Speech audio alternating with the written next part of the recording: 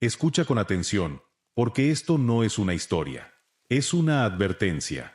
Hay un lugar, un pueblo que no aparece en ningún mapa, escondido en un rincón del mundo tan secreto que apenas existe. Nadie habla de él. Tal vez lo hayan olvidado. Tal vez hayan aprendido a olvidarlo. Pero es real, y si lo encuentras, nunca podrás irte. Yo logré escapar una vez, pero es solo cuestión de tiempo antes de que me encuentren de nuevo.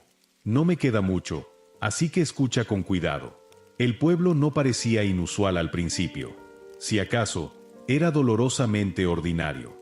Filas de casas con jardines bien cuidados, farolas torcidas alineando calles vacías, una plaza con la estatua de un hombre cuyo nombre nadie podía recordar. A simple vista, podría haber sido cualquier lugar, el tipo de sitio por el que pasa sin pensarlo dos veces. Pero en cuanto puse un pie en él, supe que algo andaba mal. Algo denso en el aire, como la electricidad estática antes de una tormenta.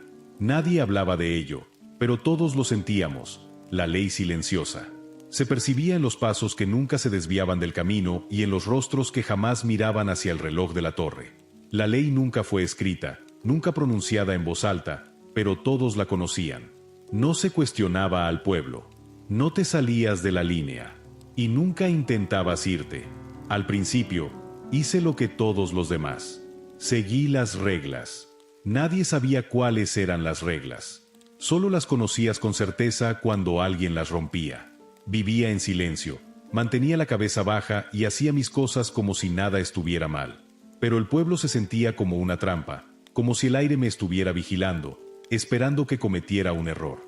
Cada vez que alguien rompía la ley, y siempre era algo pequeño, algo casi imperceptible y mundano, desaparecía. Recuerdo la primera vez que lo vi suceder. Un hombre al que no conocía, a pesar de haber vivido al lado de él durante años, dio un paso en falso. No siguió el patrón de la calle, las largas líneas en las carreteras y aceras que silenciosamente indicaban a todos por dónde ir. A la mañana siguiente, su cuerpo colgaba en la plaza del pueblo, retorcido, roto, como una especie de macabra exhibición. Nadie miró. Nadie lo reconoció. Los habitantes del pueblo caminaban a su alrededor como si no estuviera ahí, como si fuera normal. Empecé a preguntarme quién vigilaba, quién imponía las reglas. No había policías, solo extraños hombres de trajes blancos que patrullaban las calles. Te volvías paranoico, cuestionabas cada paso, cada palabra. No podías confiar en nadie, ni siquiera en ti mismo. En las afueras del pueblo, había un camino de tierra que todos ignoraban. Estaba ahí, a plena vista, pero nadie hablaba de él, y nadie se atrevía a seguirlo. Sabían lo que les convenía. Yo debería haberlo sabido también. No pude resistirme. La curiosidad me carcomía hasta que ya no pude ignorarla. Una noche, cuando las calles estaban oscuras y el pueblo dormía, decidí seguirlo. El camino se retorcía y giraba, alejándose del pueblo, pero sin importar cuánto caminara, siempre terminaba acercándome más al pueblo. Cuanto más avanzaba, más sentía que el pueblo me arrastraba de vuelta, como un agujero negro que me absorbía hacia su centro. El camino seguía doblándose sobre sí mismo, llevándome en círculos hasta que, finalmente, terminé justo donde había comenzado. Fue entonces cuando supe que no había forma de irse. El pueblo estaba vivo, y no quería que me fuera. Al día siguiente, otra persona desapareció. Esta vez fue una mujer. Había roto otra regla, susurrado algo prohibido, algo sobre irse, y por la mañana ya no estaba. Pero esta vez no había rastro de su cuerpo, solo su casa vacía, como si nunca hubiera existido. El pueblo sabía que lo estaba desafiando. Podía sentir que me vigilaba.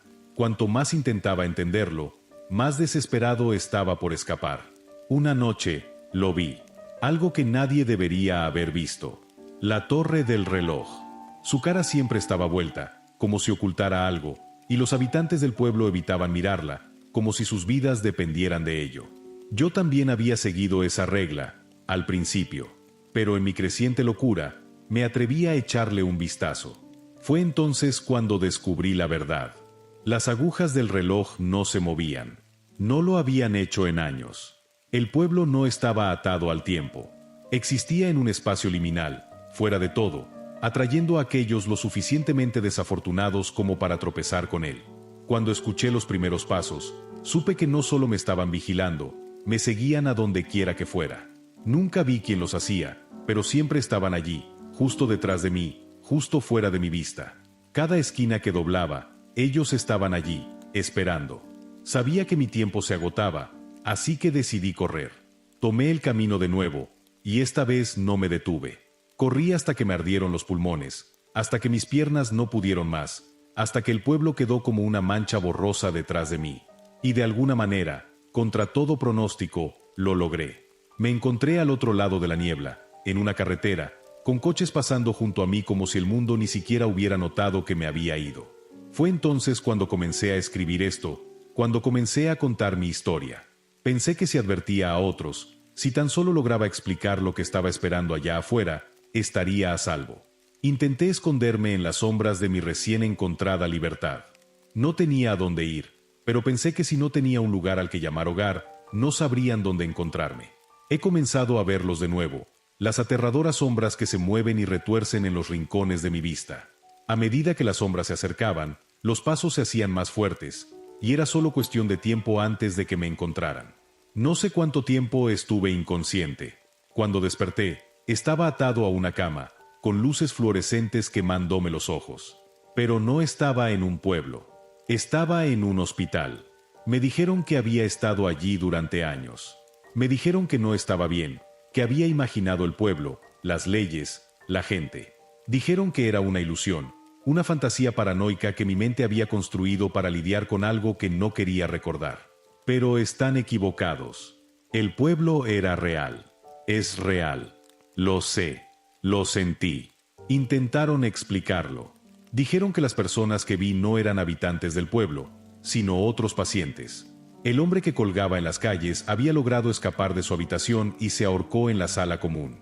La mujer que desapareció era anciana y la trasladaron a un lugar más cómodo. Me dijeron que la torre del reloj era el viejo reloj roto del hospital, atascado a la misma hora durante años. El camino que recorrí era solo un pasillo que conducía a la salida del hospital. Los doctores intentaron calmarme. Dijeron que era parte de mi recuperación, que mi mente estaba sanando. Pero no es así. No lo entienden. No pueden. Porque el hospital es solo otra versión del pueblo. Las reglas siguen allí, ocultas en las rutinas que me obligan a seguir. Los tratamientos, los horarios, el silencio. Es lo mismo, solo que lleva una cara diferente. Puedo escucharlos de nuevo. Los pasos, lentos y constantes, bajando por la calle. Se están acercando. Sé lo que viene después.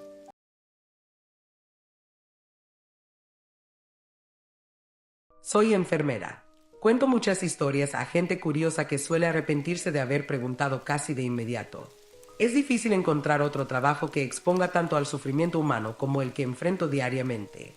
El cuerpo humano es un organismo increíblemente hermoso y complejo que puede contorsionarse y ser contorsionado de maneras obscenas y perturbadoras. He visto bastantes cosas horribles en mi tiempo. Las heridas supuran, las vesículas se llenan de piedras, tenedores se quedan atorados en ojos. Somos criaturas frágiles, y el mismo cuerpo que puede sobrevivir a una caída de un avión puede morir por un golpe en el dedo del pie. No es que piense que el sobreviviente de la caída quisiera realmente seguir vivo en ese momento. De todos modos, lo que quiero decir es que cualquiera que haya pasado tiempo en un hospital ha visto algo desagradable que preferiría olvidar para siempre. Incluso sentarse en una sala de espera puede llevar al aburrimiento, lo que a su vez puede llevar a asomarse por una puerta y acabar viendo a una víctima de quemaduras convulsionando en su cama. Siempre espero que las personas que se llevan esas imágenes a casa desarrollen una nueva apreciación por la vida y más empatía por sus semejantes. Personalmente, yo trabajé en el piso donde esa víctima de quemaduras fue tratada, y sus gemidos me hacían rechinar los dientes toda la noche. A veces quiero golpear mi cabeza contra la pared como venganza por los terribles pensamientos que he tenido sobre las personas que sufren y mueren con la audacia de hacerlo cerca de mí. No es un trabajo para cualquiera. Apenas es un trabajo para alguien. Pero te acostumbras. Te sientas en ello y vives con ello. El hospital se convierte en ese tercer lugar que nadie más puede ver realmente. Miras una cama en la esquina de la habitación y recuerdas a las últimas 3 personas que murieron en ella. El rostro de la cuarta ya se te ha olvidado. Es bueno recordar, apreciar y sostener el conocimiento de que fueron reales, que pensaron y sintieron, pero también puede destrozarte si lo permites. Solo ahora vuelve a inundarme. Lo dejo fluir a través de mí. Me golpea y se va. El viento no me derriba, pero se quedan pequeños pedazos. Molestan, y mucho. Ahora estoy de vuelta allí otra vez. Creo que pronto terminaré con los hospitales. Han pasado un par de años. En ese entonces, trabajaba todos los días y casi todas las noches. Mi divorcio fue terrible, y pensé que me mataría si pasaba más tiempo en casa del necesario. Soy buena en mi trabajo. Puedo hacerlo en piloto automático durante días. A veces me siento en mi coche después de un turno y no puedo recordar una sola cosa que dije o hice en todo el día. Nunca nadie se ha quejado. Nunca me han llamado la atención desde arriba. No soy cirujana ni nada por el estilo. No abría corazones con los ojos cerrados. A menudo solo revisaba a personas postradas en cama. Cambiaba orinales y les escuchaba quejarse, aunque me entraba por un oído y me salía por el otro. No hay nada mejor para desconectar. Cuando estoy en ese edificio, soy enfermera, no persona. Trabajo y olvido. Ese tipo de estado de desconexión no es bueno para nadie, por decir lo mínimo. Te recomendaría encarecidamente que trates de no desconectarte de la realidad de esa manera. Cuando se rompe y vuelves a la superficie, te golpea como un camión. Te mata. Lo sé. Durante esas semanas en que estuve en piloto automático, me di cuenta lentamente de que solo recordaba una cosa de cada día de trabajo. Un paciente en una habitación. Era un hombre mayor que había sido transferido de otra instalación tras pasar más de un año en coma.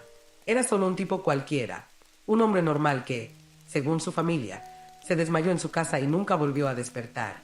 A veces lo visitaban, casi siempre solos, dos hombres jóvenes y una mujer mayor que se sentaban con él 1 o 2 horas y le susurraban, como si aún pudiera escucharles. Era un gesto dulce, pensé. Demasiadas personas son abandonadas por sus familias a pudrirse en sus camas. Creo que las personas inconscientes aún tienen alguna clase de conciencia de la realidad, aunque sea borrosa a través de la capa impenetrable de un coma. Siempre se iban cuando yo llegaba.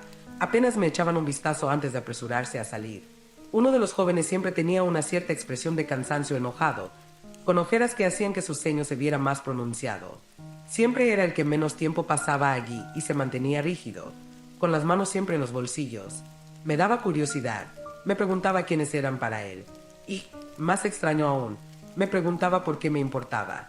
Al final de cada día, solo podía recordar vívidamente estar en su habitación, viéndolo con los ojos cerrados, observando a esas personas susurrar, pararse y marcharse.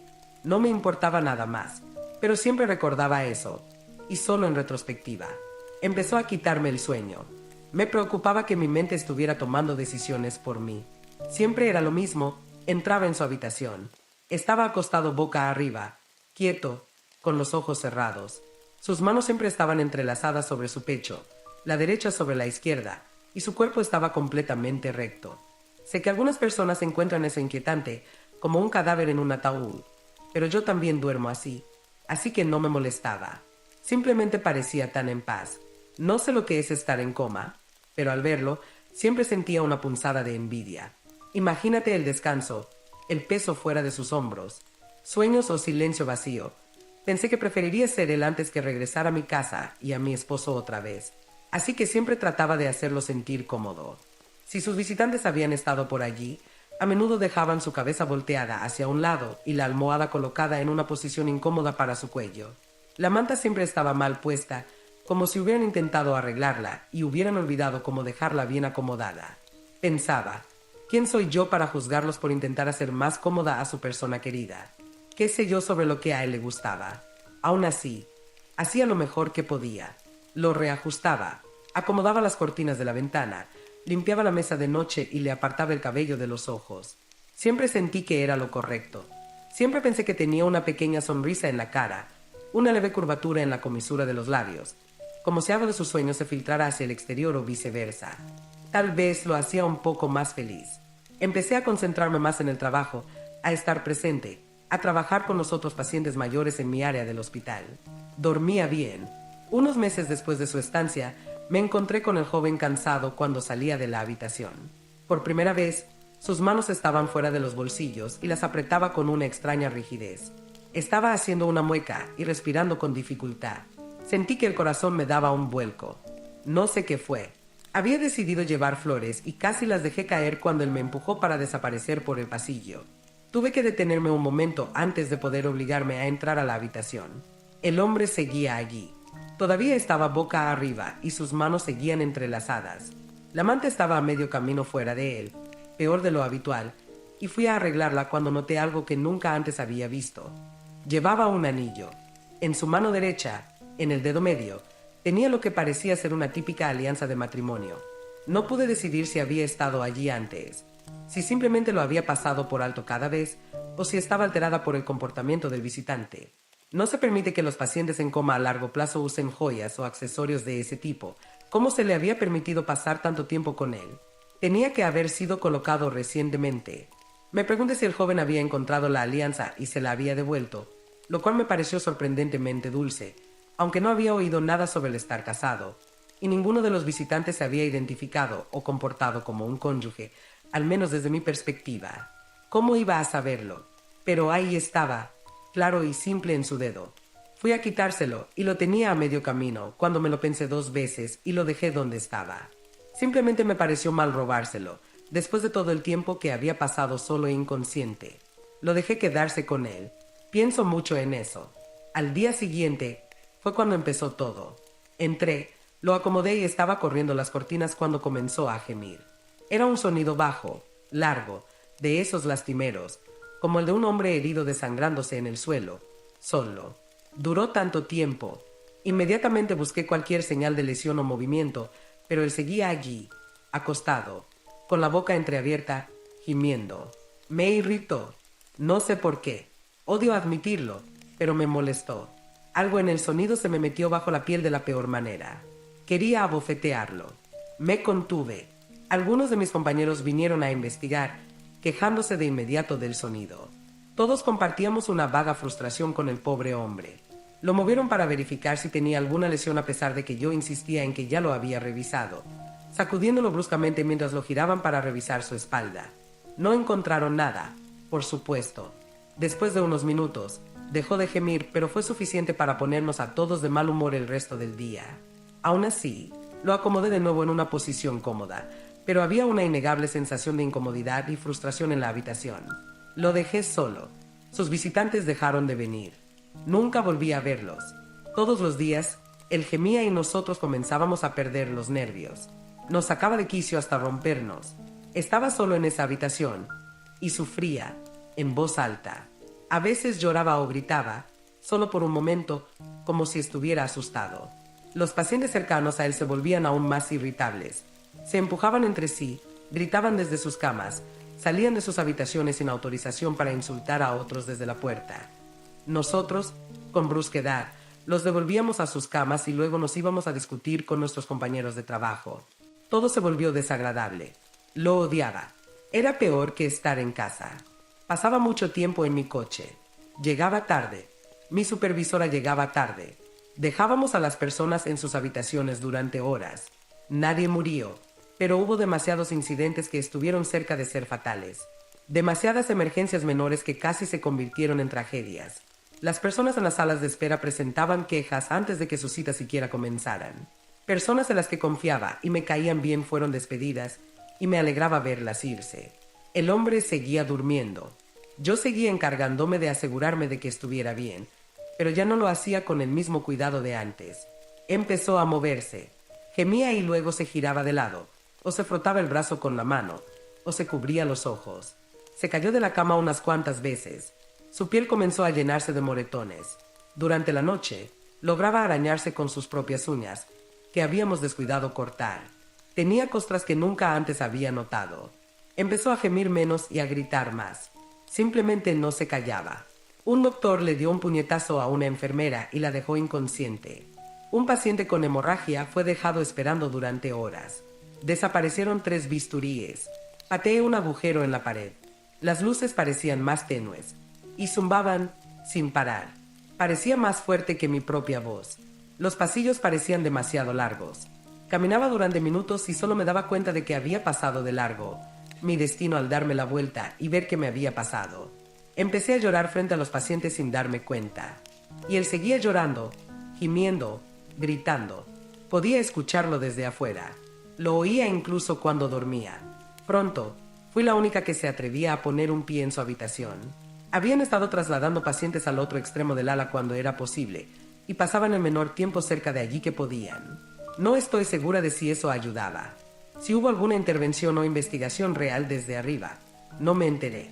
Creo que el hospital simplemente se pudrió y todos lo permitimos. Yo todavía quería intentarlo, mantener el lugar a flote, hacer el servicio que la comunidad merecía. Así que seguí entrando a su maldita habitación. Esperaba que ya hubiera muerto, pero quería que fuera en paz. La percepción del tiempo en un coma debe ser totalmente incomprensible, y solo puedo esperar que su dolor fuera meramente físico, que sus gemidos fueran producto de un reflejo biológico, que su sufrimiento solo fuera visible en la superficie. Quiero creer que simplemente estaba dormido. Rezo para que no pudiera sentir nada.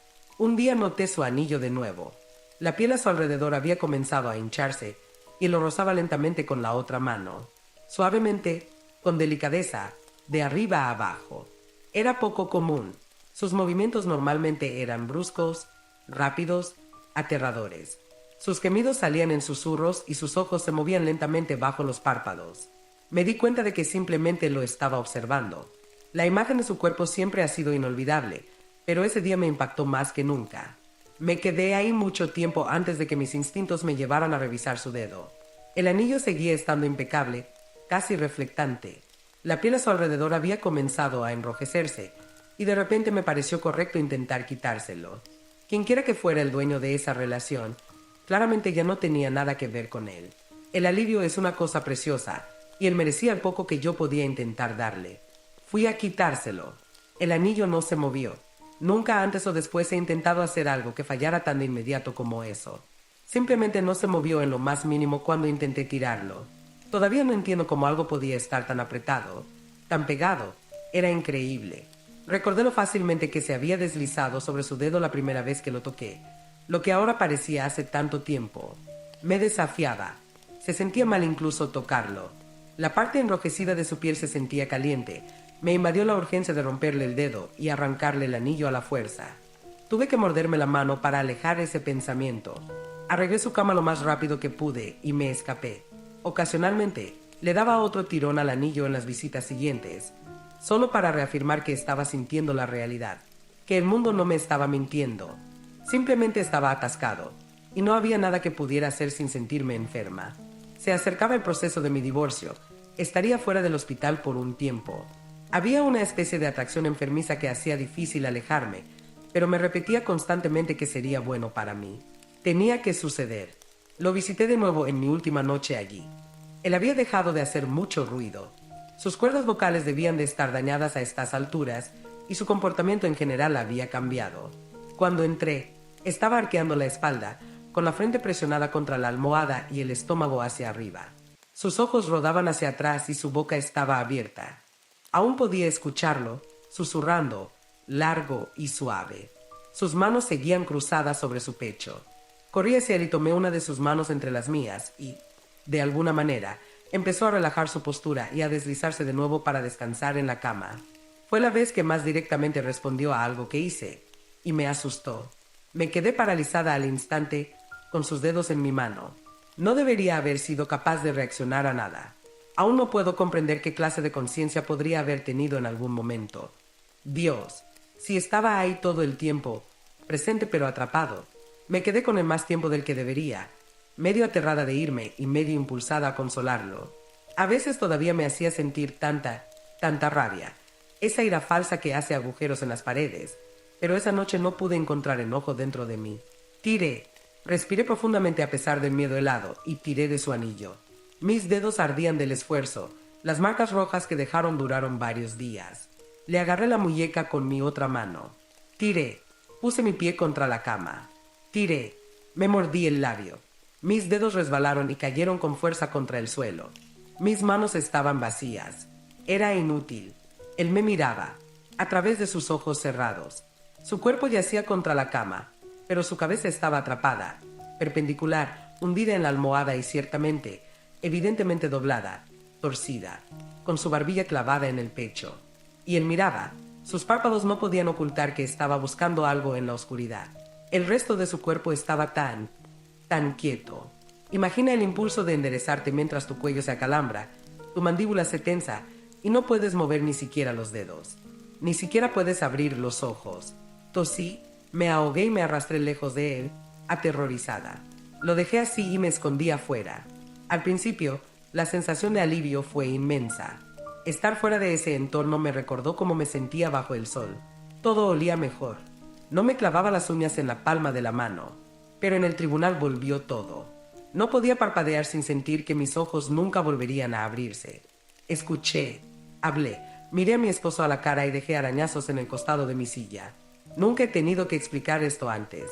Es difícil hacer que el agujero en mi mente se sienta real. Nunca me ha importado tanto algo. No me importaba mi propio divorcio mientras sucedía. Quería hacer cualquier otra cosa. Quería lastimarme. No pasó nada malo. Nadie dijo nada. Nadie hizo nada. Simplemente quería arrancar un pedazo de mi propio brazo cada minuto. Algo se coló ahí y me enfermó. Vomité en la alfombra delante de Dios y todos.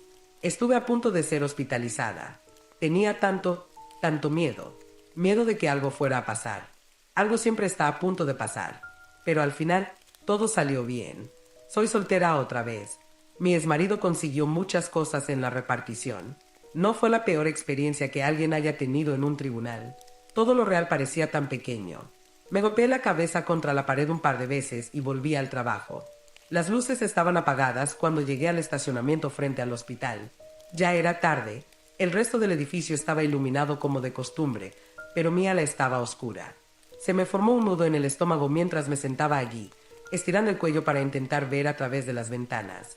Entrecerraba los ojos, pensando, todos éramos profesionales. Nunca debería haber llegado a ponerse tan mal, para que todos nos hundiéramos así. Aún no lo entiendo. La ventana se extendía hacia el infinito. Algo muy lejano estaba iluminado. Una pequeña luz que salía de una puerta entreabierta. Algo se movió frente a ella. Tragué miedo y me mordí el labio. Aún tenía que trabajar. Tenía que volver a encender las luces. Algunas personas se movían en el estacionamiento, entrando y saliendo, empujadas en sillas de ruedas o apresurándose hacia sus citas. Parecía que nadie más tenía esa sensación de mal presentimiento, de oscuridad inminente. Las luces estaban apagadas solo en un ala. Solo me estaba volviendo loca. Hacía frío y seguía estando sola. Me apresuré a cruzar la puerta y hacia el primer ascensor. Siempre intento no parecer demasiado angustiada en el trabajo. Estar en un hospital ya es una situación que induce estrés para la mayoría, y soy muy consciente de que ver a personal médico con caras sombrías puede empeorar la situación. Es una de las razones por las que me había frustrado tanto el estado reciente del lugar. Cuando todos estábamos tensos, también lo estaban los pacientes, y siempre odiaré que ellos sufran por nuestros problemas. Dicho esto, sé que cuando caminé por ese vestíbulo, parecía un desastre. Las personas que esperaban cerca luego citaron haberme visto como su primera indicación de que algo terrible había sucedido. Como no se dieron cuenta antes, no lo sé. Cuando esas puertas del ascensor se abrieron, empujé bruscamente a dos ancianas que estaban saliendo. Una de ellas se volvió, y lo que vio en mi cara casi la derriba. Presioné el botón 1000 veces antes de que las puertas se cerraran. El ascensor subía lentamente, y yo permanecía ahí, apretando los puños, tratando de centrarme. La niebla en mi cabeza era demasiado fuerte. Perdí la noción de muchas cosas. Entonces, había estado en ese ascensor cientos de veces antes. Había dejado mi mente vacía mientras me dirigía automáticamente al trabajo. Nunca había notado lo silencioso que era. Todo se deslizaba por las grietas y caía en el hueco del ascensor. Mi latido era lo más fuerte. Subí. Un sonido distante comenzó a descender sobre mí.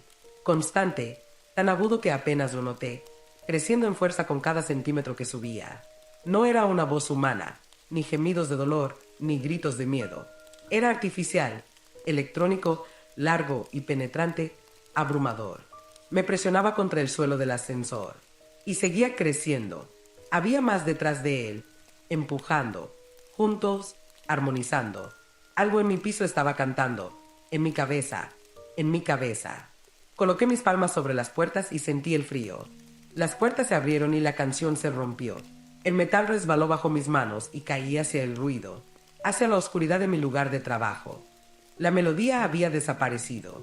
Ahora solo era agudo. Me atravesaba mientras me arrastraba fuera del ascensor y solo entonces, solo cuando miré a mi alrededor, me di cuenta de lo que había estado escuchando. Los monitores cardíacos. Los monitores cardíacos de cada habitación estaban gritando en la oscuridad. Casi todos en una cama en ese piso habían dejado de respirar. Sus corazones habían dejado de latir. Mientras yo no estaba allí. La única vez que no estaba allí. No me dejarían olvidar. no mientras sus monitores pudieran gritar. Seguía estando oscuro. Me levanté apoyándome en el mostrador de recepción y miré con las luces de los equipos y la poca luz de luna que entraba por las ventanas. Y había algo en mi cabeza. Las esquinas de mi mente se estaban cerrando antes de que pudiera captar algo. Mis manos resbalaban. Mis ojos se cerraban. Tomé un bolígrafo del escritorio y me apuñalé en la parte superior del muslo. Rompí el hechizo por un breve momento, lo suficiente para mantenerme de pie y mirar a mi alrededor. Echando un vistazo a un piso cubierto de papeles esparcidos, lápices, utensilios médicos, plantas en macetas destrozadas, brillantes fragmentos de vidrio roto, una pierna. Alguien estaba allí, con la cara contra el suelo. Me apuñalé de nuevo. Algo caliente corrió por mi pierna. Miré detrás del mostrador en el que me apoyaba. Había alguien allí también, y alguien más. A medida que mis ojos se ajustaban, parecía que todos aquí habían caído donde estaban de pie, haciendo lo que estaban haciendo, y había sido algo. Algunos habían puesto las manos unos sobre otros. Había bisturíes y tijeras esparcidos cerca de ellos. No podía mirar más allá del ruido. Estaban respirando. Algunos rompían el ruido ensordecedor de los monitores cardíacos con jadeos profundos, convulsivos, gemidos entrecortados, buscando aire. Pero respiraban. Estaban vivos, vivos y sufriendo, vivos e inconscientes. Sufriendo con los ojos cerrados, soñando. Mis rodillas empezaron a doblarse. Me apuñalé de nuevo. Otra vez. Mis ojos comenzaron a cerrarse. Clavé el bolígrafo más profundamente y lo giré. Caminé mientras aún podía sentir el calor pegajoso que empapaba mi calcetín, hiriéndome mientras aún podía moverme para hacer algo al respecto. Pasé por puertas que se balanceaban suavemente y vi, brevemente, pies bajo las sábanas, manos colgando inertes, ojos cerrados con fuerza y bocas entreabiertas. Todos nuestros pacientes aquí habían muerto en sus camas mientras yo estaba fuera. El bolígrafo se rompió en mi muslo. Lo sustituí con la punta de mi uña y avancé por el pasillo. Más allá del calor pegajoso en mi mano, estaba su habitación. Él todavía estaría allí, como todos los demás. No podía identificar su monitor cardíaco entre todos los demás. No tenía mucho sentido con el peso que me aplastaba. Dejé de pensar y seguí caminando. Los pensamientos y sentimientos pueden ser difíciles de recordar cuando estás frente a algo terrible. Yo estuve allí, recuerdo lo que vi, lo que toqué, pero algo en ese hospital se quedó fuera de mi vista. Hay algo observando desde esos rincones oscurecidos que no recuerdo cómo ver. Quería que cerrara los ojos y me derrumbara. Me suplicaba, y mi única respuesta estaba en la punta de mi dedo. No sé qué habría pasado si hubiera dejado que me llevara al sueño. Creo que llegué demasiado tarde para que se hundiera en mí como lo hizo con los demás. Creo que las cicatrices en mi pierna valen mucho. Me arrastré más allá del pasillo, tropezando sobre cuerpos caídos, con un dedo en mi oído y el otro en mi pierna. Su habitación estaba justo delante de mí ahora. Olía a sangre. Se mezclaba con el hedor metálico de mi pierna goteante y corrí los últimos pasos hasta la habitación. Golpeé la puerta y resbalé. Había sangre, formando un charco mientras mi espalda se estrellaba contra las baldosas resbaladizas cuando caí. Mi cabeza se levantó bruscamente y ahí estaba él. Era aterrador. La luz de la luna lo bañaba, y lo vi. Estaba nuevamente arqueado sobre su cama, su espalda curva hasta el límite, casi completamente inmóvil. Sus dientes rozaban la almohada mientras su saliva formaba un charco, con su boca distendiéndose en un dolor silencioso. Y su brazo se movía, temblaba hacia adelante, sacudiéndose, levantándose hasta su mano. Allí brillaba, partida, deslizándose desde la punta de su dedo medio. Estaban los restos de su piel, relucientes con hilos de rojo entre ellos. Debajo, los dedos de su otra mano, cuya piel también empezaba a abrirse mientras empujaba. Siempre empujaba el anillo. Ese anillo, por supuesto, hacia arriba y fuera, atravesando la piel, girando, desgarrando la carne, cualquier cosa para empujarlo hacia arriba y quitárselo, por fin fuera. Se movía y sangraba, profusamente, insoportablemente, pero se movía en su inconsciencia, para hacer algo, para luchar. Pasé mis manos por el suelo ensangrentado mientras él empujaba lentamente, poco a poco, separando la piel de la carne, haciéndolo avanzar. El anillo brillaba mientras cortaba. Debía haber algo que no podía ver sobre el anillo, algo que no podía entender. Me mordía mientras me lanzaba contra su cama empapada, arrojándolo contra la pared, deshaciendo su arco petrificado, haciendo que su cuerpo cayera inerte mientras luchaba con sus manos sangrantes. El anillo colgaba ahora. Solo quedaba 1 centímetro de carne y hueso en contacto con él, pegado a los restos rosados de piel que ahora caían flácidos sobre la punta. Le di el tirón final. Arranqué la piel y llevé mis dientes hasta él. Saboreé el metal agrio y solo entonces se soltó. La repentina liberación me hizo caer de espaldas nuevamente, y me retorcí con los pocos segundos de pensamiento que me quedaban. Giré los restos de carne entre mis dientes. El peso volvió a presionarme, tan fuerte, y vi el anillo girar rojo contra las baldosas mientras me alejaba. Por fin. Sé que sus ojos nunca se abrieron. Tenía tanto miedo de lo que vería cuando los míos se cerraran. Supongo que mi peor cosa no es tan grave al final. Cualquiera que pase suficiente tiempo en un hospital ha visto cómo se desgarra la carne y cómo corre la sangre. En realidad, era él. Era lo que él vio. Yo vi algo horrible. Él fue testigo. Sabía lo que yo solo podía sentir. No queda mucho más. Despertamos. Él estaba muerto, irremediablemente muerto. Lo que sea que vio ya no lo atormenta. Yo tengo que soñar. El anillo había desaparecido hace tiempo cuando desperté en mi propia cama de hospital. Todos estábamos tambaleándonos, algunos de formas con las que nunca podrían realmente reconciliarse. Ellos vieron. Todos vieron algo y olvidaron suficientes fragmentos como para seguir viviendo. Muchas personas fueron diagnosticadas con daños cerebrales desde ese día, pero sobrevivimos y todos teníamos preguntas. Había habido un trágico accidente. Ciertos gases se habían acumulado en el aire, afectando nuestra regulación emocional, lo que llevó a una reacción corporal repentina y espontánea que nos dejó inconscientes a la mayoría y mató a muchos de nuestros pacientes mayores y debilitados. Era una respuesta hermosa para cuadrar lo que quedaba. Una excusa. No pude volver a mirar a mis compañeros después. Siempre veía cómo habíamos ido unos con otros antes, y eso me alejó para siempre de ese hospital. Quería creer con ellos. Quiero que la presencia que sentí con el bolígrafo en mi mano y los monitores cardíacos cantando solo se hagase en mi cabeza. Pero está ahí, justo donde no recuerdo cómo verlo. El sueño ya no me consuela como antes. Ahora, cuando empiezo a soñar, me clavo en la pierna hasta despertar. Y luego, me pregunto si volverá cuando cierre los ojos. Si un extraño me visitará mientras duermo. Si alguna vez despertaré con algo apretado y cálido en mi dedo. Si alguna vez despertaré de nuevo.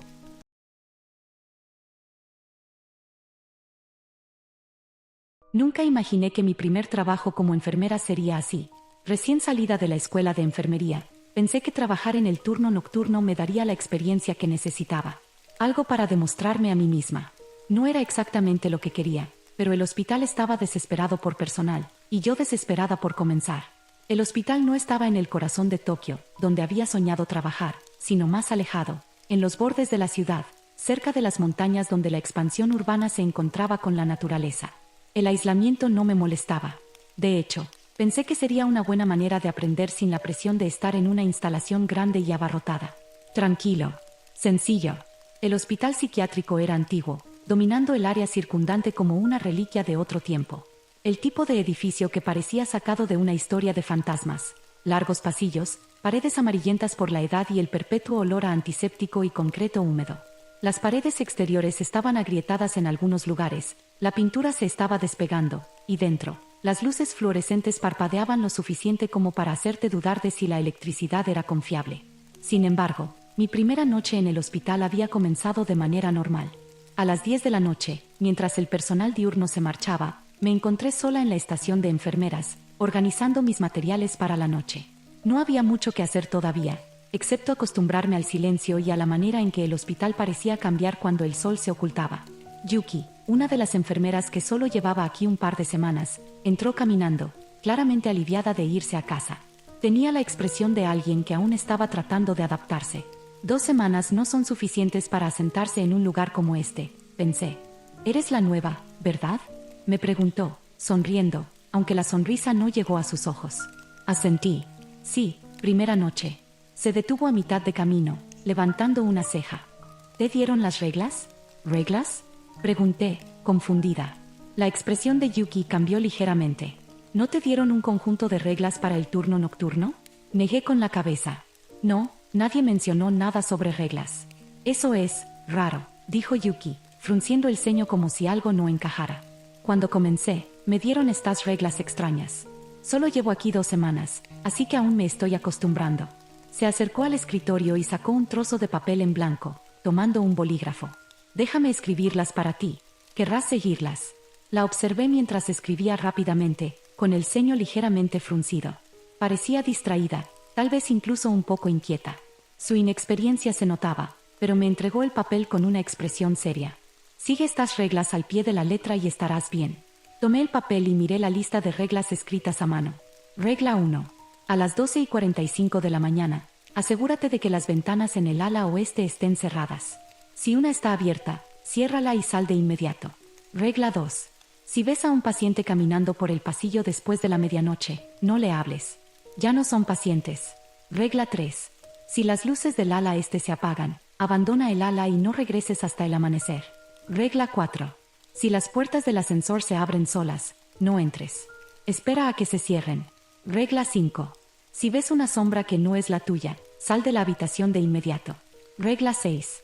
Si escapar es tu única opción, prepárate para sacrificar una parte de ti. Miré el papel, sin saber qué pensar. Parecía algo sacado de una historia de fantasmas. Miré a Yuki, esperando que se riera, pero no lo hizo. ¿Esto es algún tipo de iniciación?, pregunté, esperando que tal vez fuera solo una tradición extraña para el personal nuevo. No, dijo Yuki, negando con la cabeza, con una voz más suave ahora. Sé que suena ridículo, pero créeme, querrás seguirlas. He escuchado cosas.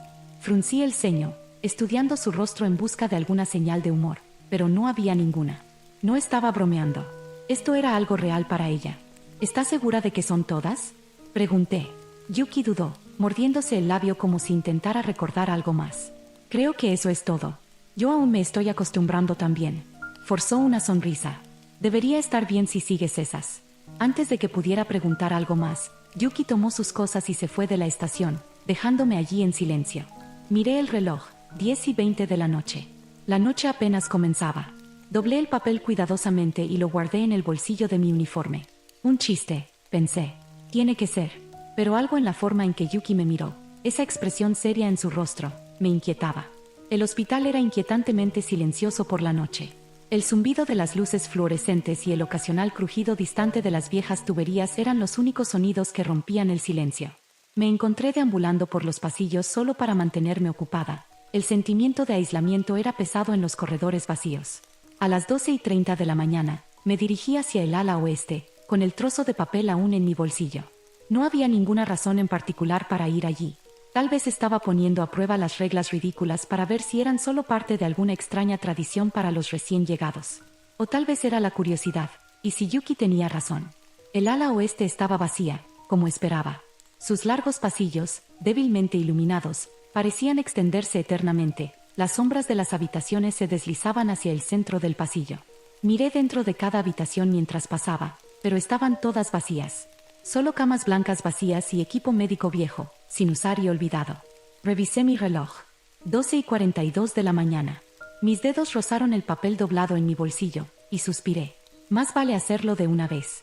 Comencé a revisar las ventanas en el pasillo. La primera estaba cerrada. La segunda, cerrada. La tercera también. Seguí avanzando, mis pasos resonando anormalmente fuertes en el aire quieto. El frío del exterior parecía filtrarse a través de las paredes, haciendo que el aire fuera pesado e incómodo. Al acercarme a la última ventana, mi respiración se detuvo. Estaba abierta, apenas, pero lo suficiente para que el aire frío de la noche se colara, rozando mi piel con un frío que se sentía demasiado deliberado, demasiado personal. Me quedé allí por un momento, paralizada por lo absurdo de todo. Pero me sacudí, diciéndome que los edificios viejos tenían excentricidades como esta. Las ventanas no siempre se cierran bien.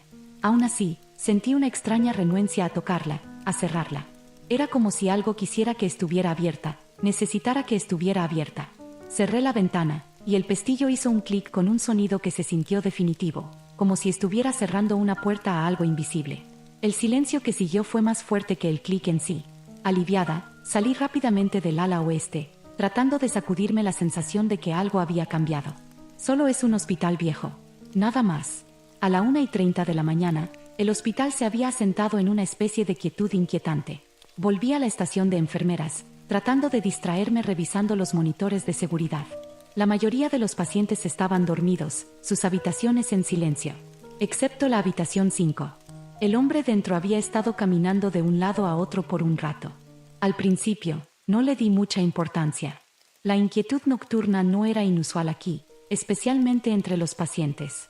Pero mientras miraba el monitor, mis ojos captaron algo más, algo moviéndose en uno de los pasillos.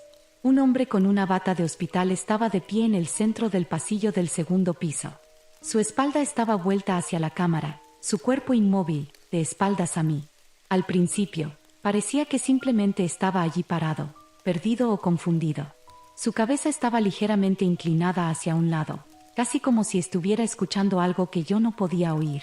Una sensación fría recorrió mi columna.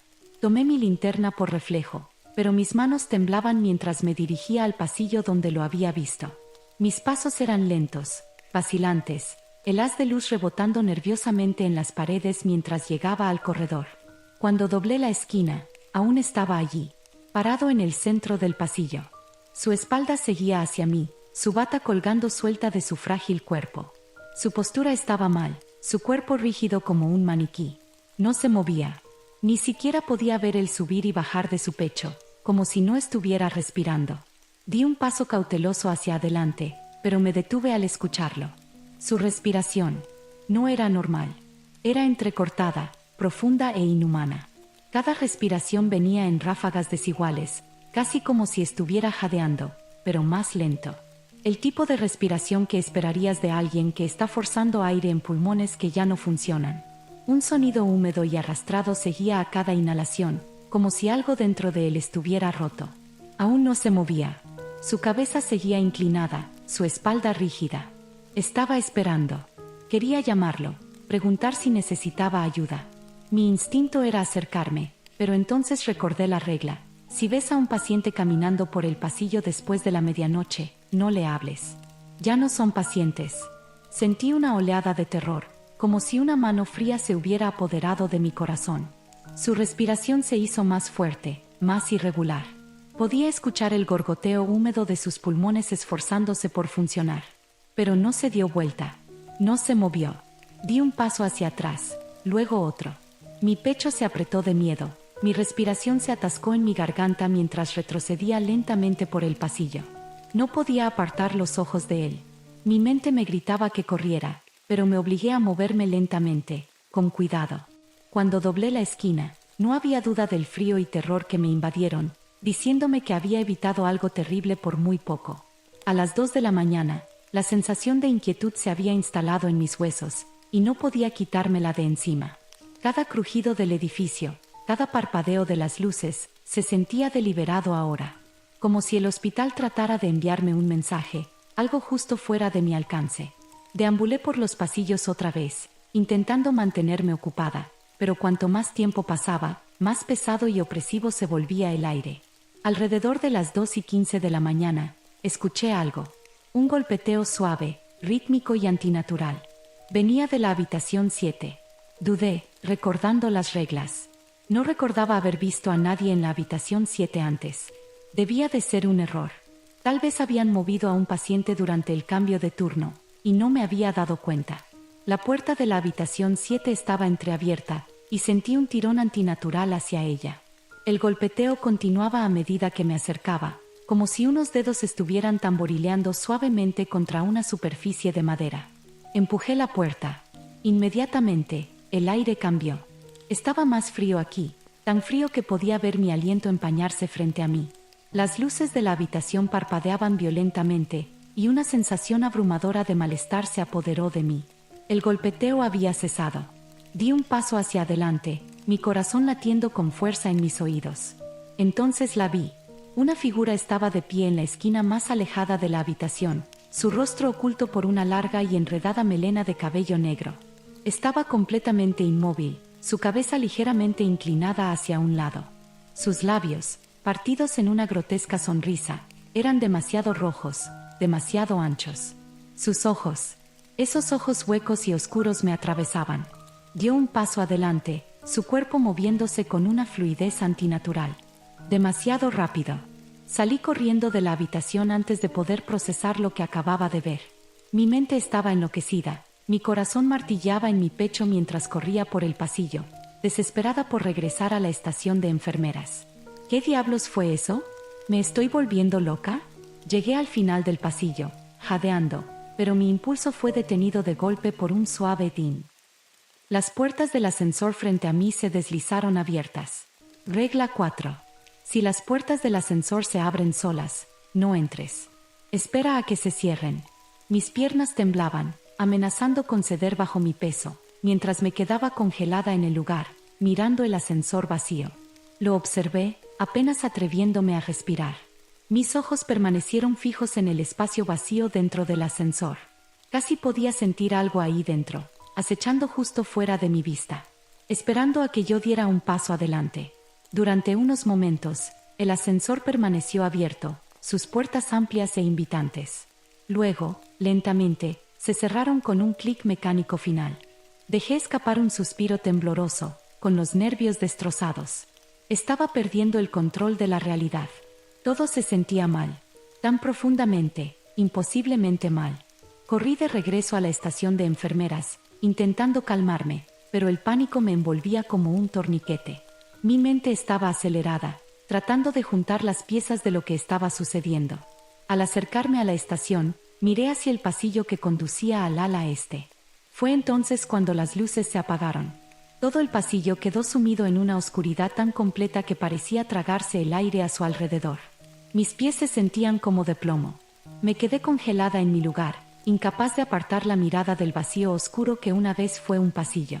Las sombras se deslizaban hacia mí, moviéndose como líquido, vivas con una fuerza invisible. Lo sentí entonces. Algo me estaba observando desde la oscuridad.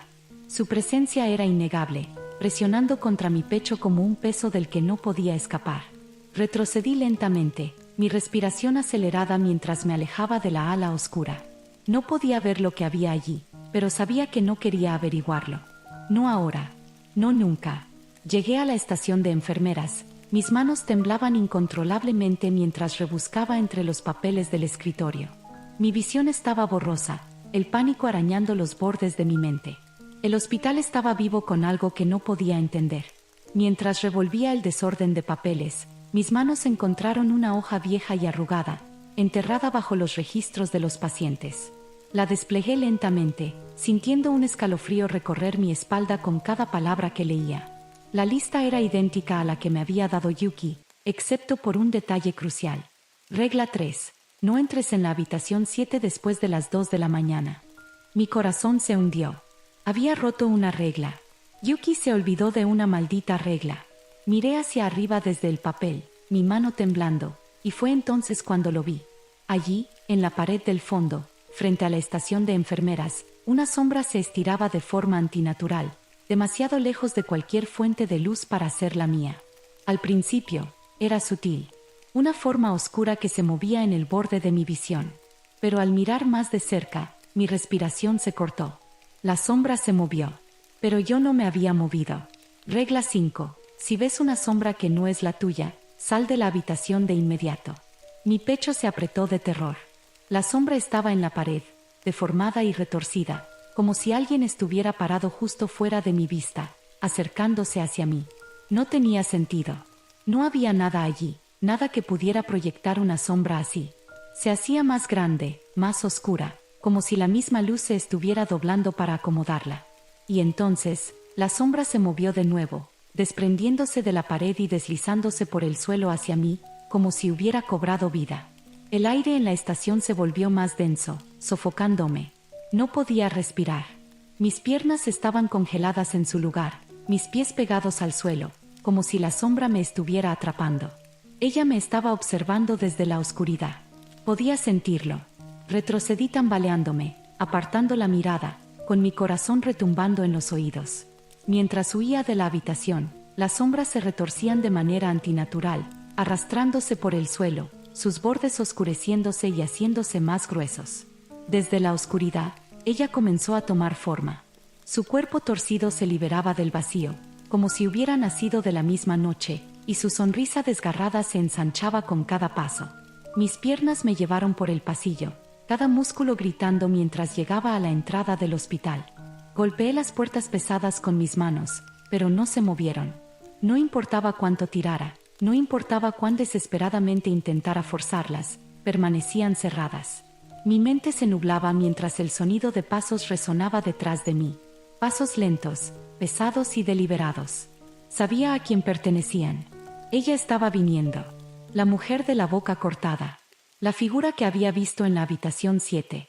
Estaba aquí. Su presencia era un peso físico aplastándome, susurros que crecían en volumen, trepando por mis oídos, filtrándose en mi mente. Al principio, las palabras no eran claras, pero luego comenzaron a formarse en un mensaje inconfundible. Rompiste las reglas, no puedes irte. Desesperada, mis ojos se movieron frenéticamente por la pequeña área de recepción cerca de la entrada.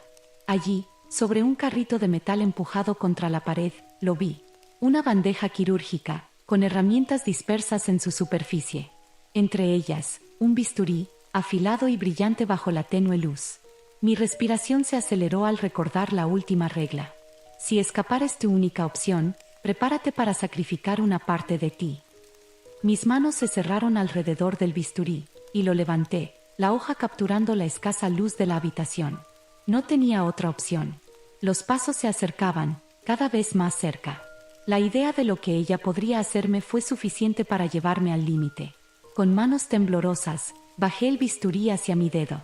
Mi corazón latía desbocado, mi respiración se atascaba en mi garganta. Lágrimas nublaban mi visión, y me mordí el labio, preparándome para lo que tenía que hacer. La hoja presionó contra mi piel, y con una respiración profunda y temblorosa, hice el corte. El dolor fue inmediato, ardiente y cegador.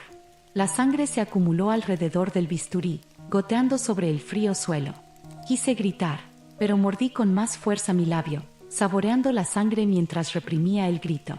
Tenía que terminar. Con un último y agonizante movimiento, mi dedo cayó al suelo con un sonido seco. La habitación giraba, mi cuerpo temblaba por el shock, pero jadeé, casi colapsando en el suelo junto a él. Entonces, las puertas de la entrada se abrieron de golpe, y sentí como el peso se levantaba del aire. El hospital pareció suspirar, liberándome. La sangre aún manaba de mi mano, cálida y pegajosa, mientras avanzaba tambaleándome hacia la calle principal. Cada paso se sentía como una batalla, mi corazón martilleando en mi pecho, mis respiraciones cortas y entrecortadas. El mundo exterior estaba justo delante de mí, una fría e indiferente libertad esperándome. Pero al cruzar el umbral, no sentí alivio. Para nada. Me di la vuelta, dejando que mi mirada se detuviera en los oscuros y malditos pasillos del hospital. Había escapado, sí, pero había dejado más que carne atrás. Algo más profundo, algo vital, había sido arrancado de mí en ese lugar. Y sabía, con terrible certeza, que era algo que nunca recuperaría.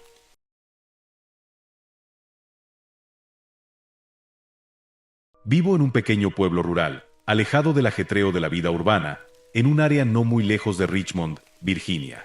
Es el tipo de pueblo que podrías recorrer en unos 20 minutos, de un extremo al otro.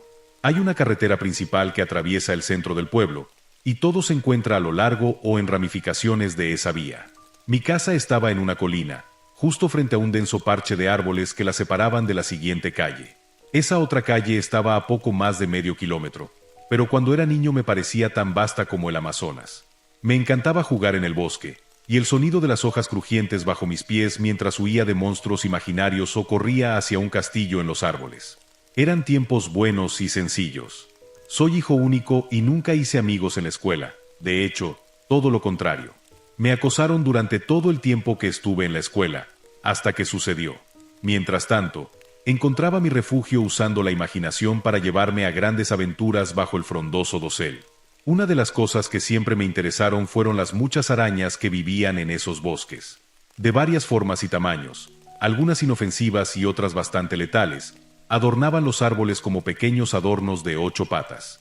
Me imaginaba siendo un agente secreto en una misión peligrosa, esquivando las casi invisibles telarañas como si fueran rayos láser que podrían cortarte un brazo como mantequilla. Nunca les tuve miedo a las arañas, pero siempre sentí lástima por ellas. Tan pronto como alguien ve una, su reacción inmediata es matarla, y eso es una forma terrible de vivir, para cualquier criatura, ya sea araña o humano.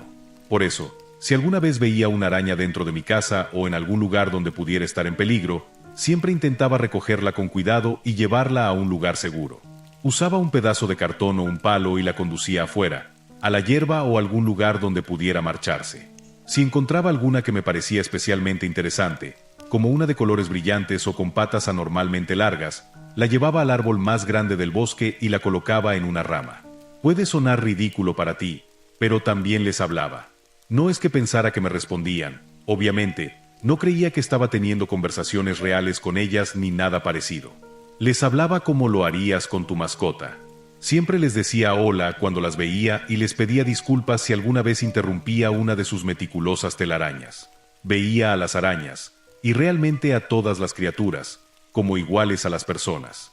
Después de todo, todos nosotros en este planeta solo estamos intentando sobrevivir. Mi padre, sin embargo, no compartía mi optimismo. Mi padre, bueno, digamos que nunca iba a ganar el premio al padre del año. Mi madre, que en paz descanse, murió al darme a luz, y siempre sentí que él me culpaba por ello.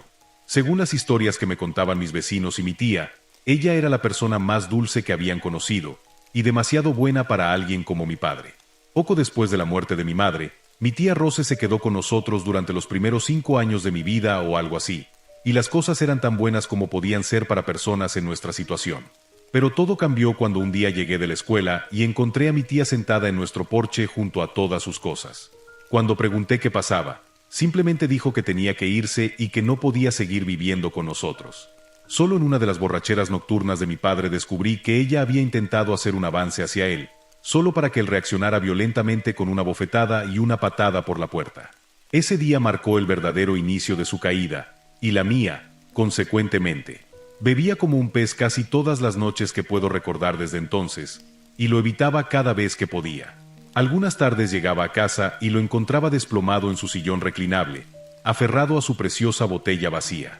Hubo una noche en particular en la que bebió mucho más de lo habitual, un día que aprendí a odiar y que nunca esperaba, mi cumpleaños. Ese día, cuando bajaba del autobús escolar y me dirigía por mi largo y curvo camino hacia el bosque, como de costumbre, decidí quedarme afuera más tarde de lo normal para evitar a mi padre. La mayoría de las veces, aunque rompía la regla de volver antes de que anochezca, entraba a nuestro pequeño remolque y encontraba la puerta de su habitación cerrada y con seguro, con sus molestos ronquidos viniendo del interior. Sin embargo, en mi 11º cumpleaños, parecía que mi suerte se había agotado. Acababa de entrar un poco tarde después de otra escapada por el bosque. Tan pronto como entré, pude oler el licor que impregnaba el aire del pequeño remolque. ¿Dónde has estado, muchacho?, me preguntó mi padre con un tono áspero antes de llevarse la botella de whisky a los labios. Tartamudeé un poco, pero finalmente dije yo. Solo estaba fuera jugando con unos amigos y yo. Me interrumpió con una risa sarcástica. ¿Te crees gracioso, muchacho? Mírate, sé que no tienes amigos. Conoces mis reglas. Te dije que estuvieras en esta casa antes de que anocheciera, pero aquí estás, entrando como si no te importara y con mentiras saliendo de tu boca como si nadie te esperara. Tomó otro trago de líquido oscuro y me miró a los ojos. Mi corazón empezó a latir rápido y mi cara se puso caliente. Sonrió y dijo, ya sabes qué hacer. Ve y busca una vara. Para quien no lo sepa, cuando tus padres te dicen que busques una vara, quieren decir ve afuera y encuentra una rama delgada y flexible para que te golpee con ella, o la buscaré yo mismo. Y créeme, no querías que la eligieran ellos. Así que, de mala gana, salí e hice lo que me ordenó. Cuando regresé, mi padre estaba de pie, botella en mano y con una mirada fría de odio en el rostro. Lágrimas calientes empezaron a formarse alrededor de mis ojos mientras decía lo siento. Papá, no quise, me arrebató la vara de la mano y gritó, ¿me vas a contestar, muchacho? ¿Hoy de todos los días? No tolero las insolencias de mocosos arrogantes como tú. Dejó la botella a un lado y levantó el brazo, comenzando a azotarme sin piedad, apuntando a cualquier pedazo de piel desnuda que pudiera ver. Después de unos 8 o 9 golpes, la vara empezó a romperse en tiras con cada impacto, dejando un dolor ardiente por todo mi cuerpo. A través de mis sollozos oí que se reía entre dientes. Ahora sí lo has hecho, muchacho.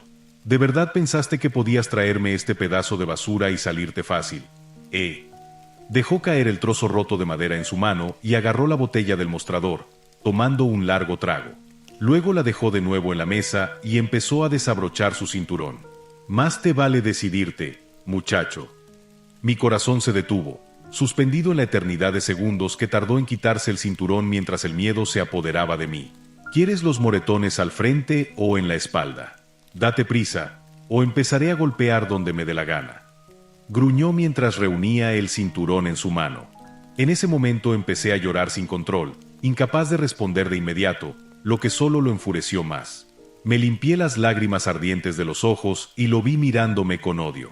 «Se te acabó el tiempo», dijo mientras levantaba la mano, preparándose para descargar su furia en mí con el cinturón. Cerré los ojos y tensé el cuerpo, listo para el impacto inminente, sintiendo como si mi corazón fuera a salirse del pecho. No es cierto lo que dicen, ¿sabes? Sobre que tu vida pasa ante tus ojos cuando piensas que vas a morir. En ese momento, todo lo que pude ver y oír fue oscuridad. El mundo se desvaneció y mi único pensamiento fue que iba a morir. ¡Ah! ¡Qué diablos! Escuché a mi padre gritar mientras oía el fuerte golpe de una mano contra la piel. Abrí los ojos para verlo con una mano en la nuca. Al retirarla, mostró los restos aplastados de una araña en su palma. «¡Estúpidos bichos!», gritó mientras se limpiaba la mano en los pantalones. Lo miré y una idea salvaje cruzó mi mente, llenando mi rostro de calor. Cuando lo vi ir por la botella, actué sin dudar. Corrí junto a él y salí corriendo hacia la puerta, sin molestarme en mirar atrás. Escuché sus gruñidos furiosos mientras se bebía el resto del alcohol justo cuando alcanzaba la puerta y giraba el pomo de la puerta. Esta se abrió de golpe y salí disparado como una bala, corriendo hacia el bosque. Mi corazón latía como un tambor y la visión se me nublaba por las lágrimas, pero sabía que si mi papá me atrapaba, probablemente me mataría de verdad. Lo oí gritar desde la casa, pero no miré atrás. Seguí corriendo. Aunque mi mente seguía en la casa, mis pies estaban en piloto automático, llevándome hacia la seguridad de los árboles. Había corrido por esos bosques tantas veces antes que podría haberlo hecho con los ojos vendados y no chocar con un solo árbol. Llegué al árbol grande y me detuve, mis pulmones ardiendo con una intensidad insoportable. Me dejé caer y me apoyé contra el tronco, jadeando y sudando. Traté de calmar mi respiración mientras seguía escuchando por si mi padre venía, pero en mi pánico pensé que lo había perdido. Giré lentamente la cabeza y asomé la cabeza alrededor del borde del tronco justo cuando una bota de punta de acero, tamaño 12, me golpeó en la cara, con una fuerza que me tiró hacia atrás. Grité de agonía mientras el dolor estallaba en mi cabeza, con la sangre comenzando a brotar de mi nariz recién rota. «Vas a lamentar haber huido, muchacho, tú me quitaste a mi esposa, la luz de mi vida. Le chupaste la vida como el mosquito que eres, y me quitaste a mi ángel.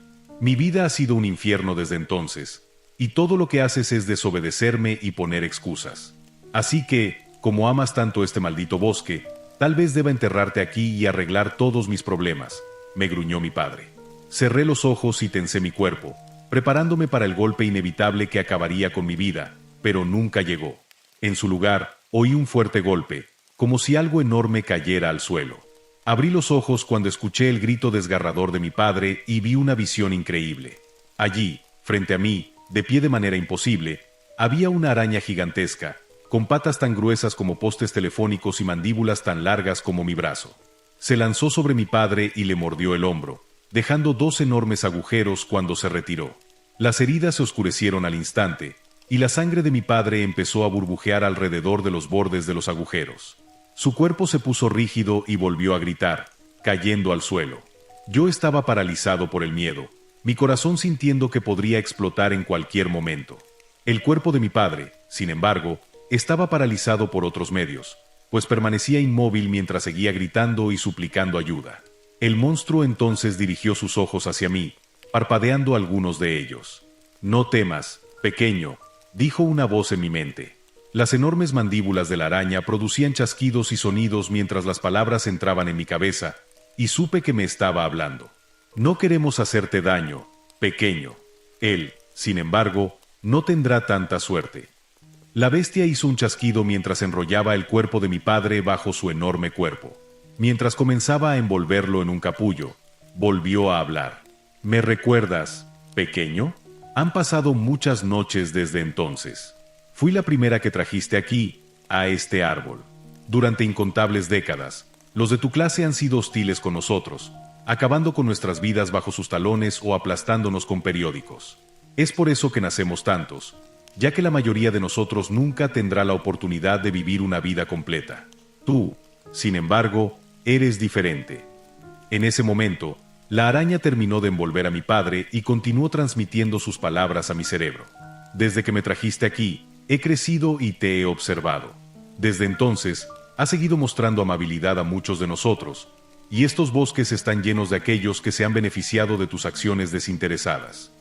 Mi padre emitió entonces un sonido gutural mientras intentaba pronunciar mi nombre. Parecía que el veneno se estaba extendiendo por todo su cuerpo, porque cuando miré sus ojos, estaban de un tono oscuro de púrpura, sin iris visibles. Trataba de hablar, pero sonaba como si su garganta se estuviera cerrando, porque solo producía un sonido de asfixia. Volví la mirada a la araña y le pregunté, «¿Va a morir?». El monstruo chasqueó en respuesta, «No por unas horas más. Sin embargo, permanecerá paralizado hasta el final y sentirá todo hasta el último momento. ¿Esto te molesta?». Me quedé en silencio por un minuto y luego sacudí la cabeza antes de hacer otra pregunta. Entonces, la araña que lo mordió en mi casa, es así como me vigilabas. Algunos sonidos ahogados y tosidos salieron de mi padre antes de que la araña respondiera, chasqueando sus húmedas mandíbulas. Por supuesto. Como dije, estos bosques están llenos de aquellos que te deben su vida. Él debía alertarnos si las cosas empeoraban demasiado, pero decidió dar su vida para ayudarte por su propia voluntad. Antes de morir, liberó una feromona que nos alertó del peligro, y fue entonces cuando supe que algo estaba mal. Muchos más de los míos harían lo mismo gustosamente. Es gracias a ti que la mayoría de nosotros estamos aquí. Un pequeño sentimiento de orgullo creció dentro de mí, y por primera vez en mucho tiempo me sentí querido. Sin embargo, mis buenos sentimientos desaparecieron en un instante cuando, una vez más, mi padre intentó decir palabras que no podía formar. Me acerqué y me agaché, acercando mi rostro al suyo, observando todas las venas oscuras bajo su piel. «¿Qué dijiste?», fue todo lo que dije. Después de medio minuto de arcadas y gorgoteos, finalmente murmuró, «Lo siento, hijo. Por favor, ayúdame». Lo miré a los ojos oscuros y enfermos, me puse de pie y le dije, «¿Vas a contestarme, muchacho? Ya sabes las reglas. Busca una vara. Más te vale darte prisa, o lo decidiré yo». Sus ojos se abrieron de par en par mientras un momento de silencio clarificador llenaba el aire. Lentamente, me alejé de él y miré a la monstruosa araña, asintiendo con la cabeza en señal de confirmación. La bestia chilló de deleite mientras docenas de arañas descendían de las ramas y lentamente cubrían a mi padre, que aún se ahogaba, comenzando a envolver su ataúd hecho de telaraña.